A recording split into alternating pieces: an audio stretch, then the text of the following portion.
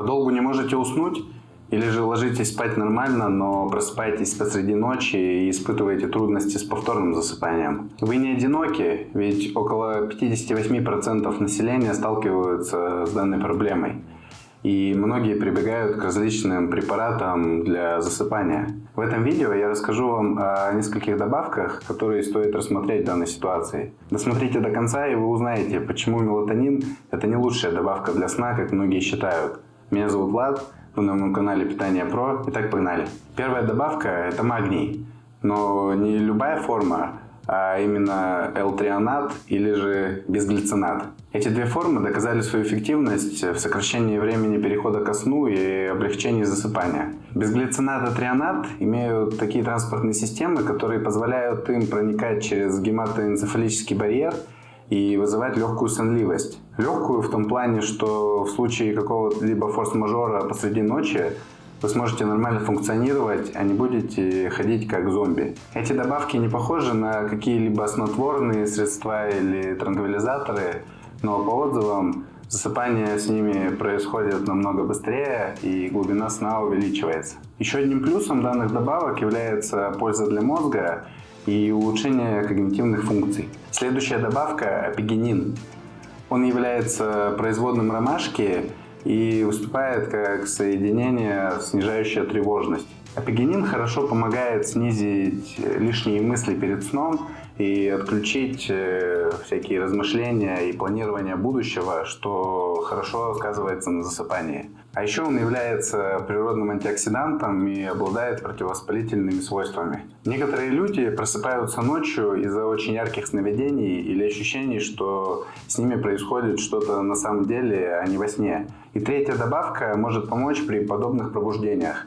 И называется она миоинузитол. Вообще многие принимают его для увеличения фертильности у мужчин и женщин, а также при нарушениях менструального цикла. Но среди его полезных функций есть и уменьшение времени засыпания после пробуждения и некоторые полезные свойства для улучшения настроения. Еще одна добавка для тех, кто просыпается ночью, это тианин. Его обычно связывают с чаем, а именно с зеленым, носителем вкуса которого он и является. Тианин может быть отличным вариантом для людей, которые встают посреди ночи. Но при слишком ярких сновидениях его использование может быть не совсем уместным, так как он может увеличивать тревожность при пробуждениях. Напишите в комментариях, если принимали что-либо из этих добавок. Отвлечемся на секунду.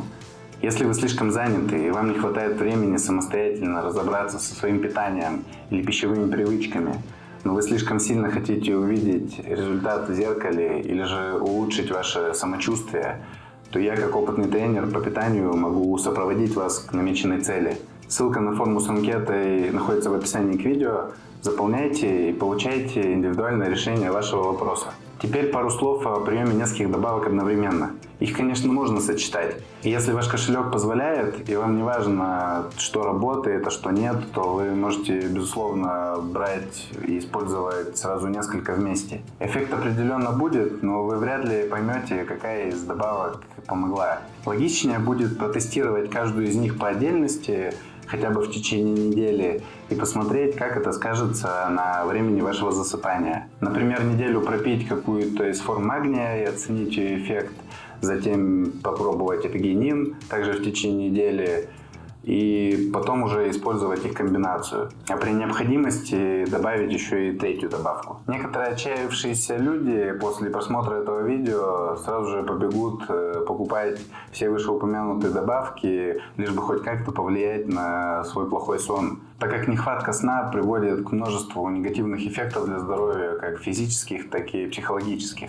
Но все же советую не торопиться и протестировать каждую из этих добавок по отдельности, и в случае положительных изменений добавить ее в ваш повседневный набор, а при отрицательных эффектах сразу же исключить данную добавку. Как я и обещал, обсудим самую знаменитую и распиаренную добавку мелатонин. В последнее время популярность его еще больше возросла из-за его мощных антиоксидантных и противовоспалительных свойств. Я рассказывал о нем в одном своем видео о добавках для здоровья, найдете в подсказках. Так вот, по последним данным, мелатонин – это очередное разрекламированное средство с множеством побочных эффектов. Среди них ночные кошмары, сонливость и даже зависимость. А поскольку мелатонин – это все-таки гормон, то его добавки могут влиять на гормональное развитие, на менструальные циклы и перепроизводство такого гормона, как пролактин. Не будем затрагивать антиоксидантные и противовоспалительные свойства мелатонина, так как это не тема данного видео.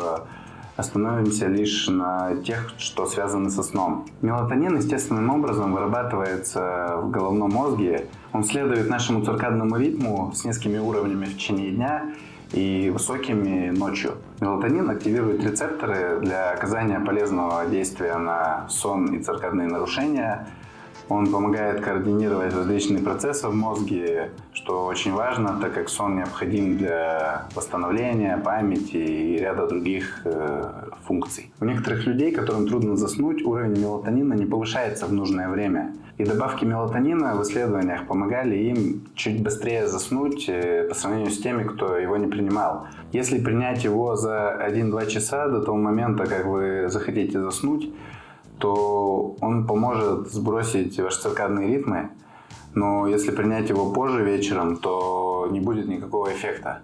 Поэтому время приема его имеет решающее значение. В том случае, если у вас нет проблем с долгим засыпанием, то мелатонин будет скорее бесполезен, так как он имеет минимальное влияние на качество сна. Одна из проблем добавок мелатонина – это его дозировка, так как она чаще всего превышает в разы необходимую, а именно 300-500 микрограмм. Но мы чаще всего можем видеть на прилавках баночки с мелатонином по 3, 5 и даже 10 граммов. Но такие дозы мало того, что не имеют большего эффекта на сон по сравнению с низкими, так они еще и очень мало изучены с точки зрения потенциального вреда для здоровья. Из известных побочных эффектов, о которых я не говорил ранее, это головная боль, сухость во рту и головокружение. У мелатонина также есть одна не очень хорошая функция. Он подавляет начало полового созревания у детей, так как негативно влияет на другие гормоны в других областях мозга. Но если вы уже прошли период полового созревания, что скорее всего, судя по возрасту моей аудитории, то это не значит, что вам нечего бояться, так как мелатонин может оказывать влияние на другие гормональные системы даже во взрослом возрасте. Исходя из всего вышесказанного, можно сделать вывод о целесообразности приема данной добавки. Я бы не советовал, но тут уже вам решать. Но если вам больше 40-50 лет, то имеет смысл его принимать в небольших дозировках, но не с точки зрения сна, а исходя из его противовоспалительных и антиоксидантных свойств. Обязательно посмотрите вот это видео и узнайте чуть больше о мелатонине, а также о других добавках, которые реально работают, чтобы не тратить впустую деньги на различные пустышки. Подписывайтесь на канал, чтобы не пропустить следующие полезные видео. Пока!